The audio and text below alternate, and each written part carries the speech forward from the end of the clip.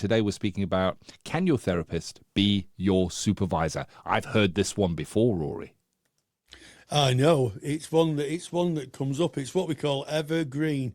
So I think the first position to take is that we're all creatures of habit. I know I am. I go to the same tea room. I travel the same way to places. I think we become creatures of habit.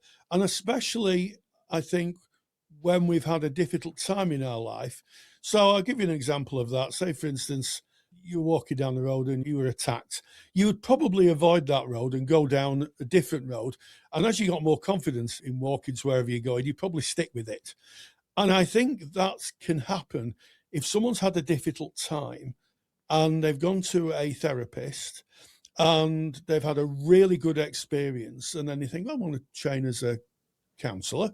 So they do the courses. And then at one point, there's the lesson that says you have to have a supervisor. You need to find a supervisor. I think for some, the first thing that comes to mind is I had a great experience with this counsellor who happens also to be a supervisor. So perhaps I'll have that person as my supervisor as well, because I trust them. I've trusted them before with my own kind of journey, and I'll continue my journey with this person. And it can be tricky. First of all, I don't think, and I'm pretty sure in this, is that if you're having therapy with someone, you could really have them as your counselling supervisor as well, because every ethical body talks about dual relationships. In other words, someone doing two jobs within the therapeutic canon, being your supervisor and being your therapist.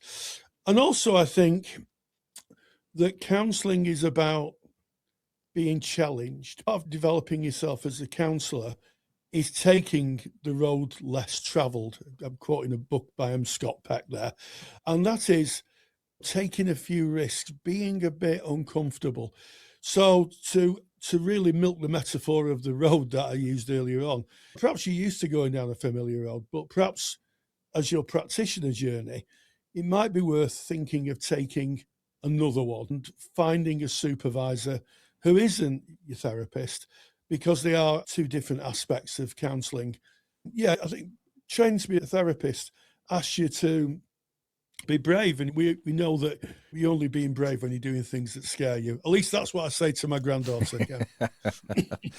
I think that's fantastic advice, Rory.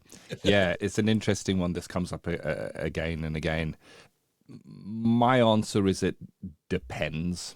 So I default to exactly what you've said, Rory. We need to look at the role of a therapist. So when you go for your personal therapy or you're seeing a therapist, the role is that of therapist and client. And that's a very special held place.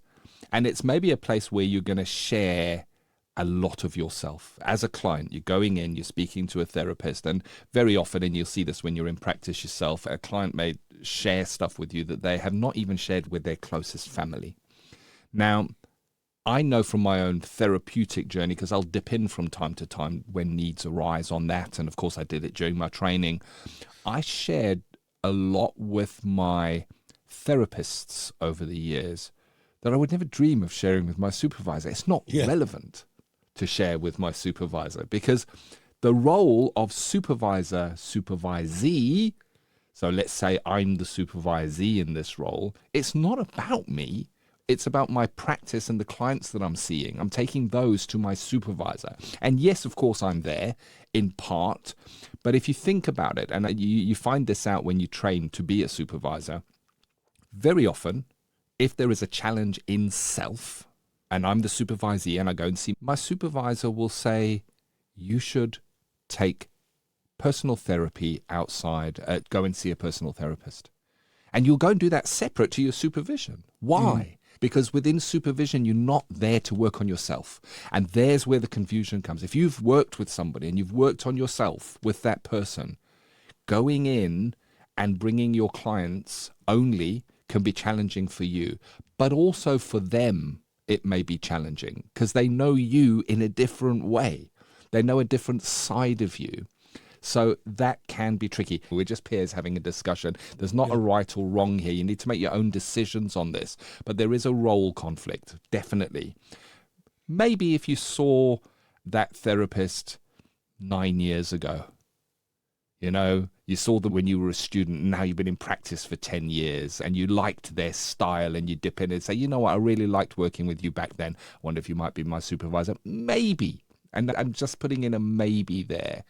It might be a little bit different if a lot of water has passed under the bridge, but certainly not having personal therapy and then going into practice and saying, hey, would you mind being my supervisor? Definite role conflict there. It's an interesting topic. As always, thank you for your likes, subscribes, and shares. So until the next time, stay grounded and stay safe.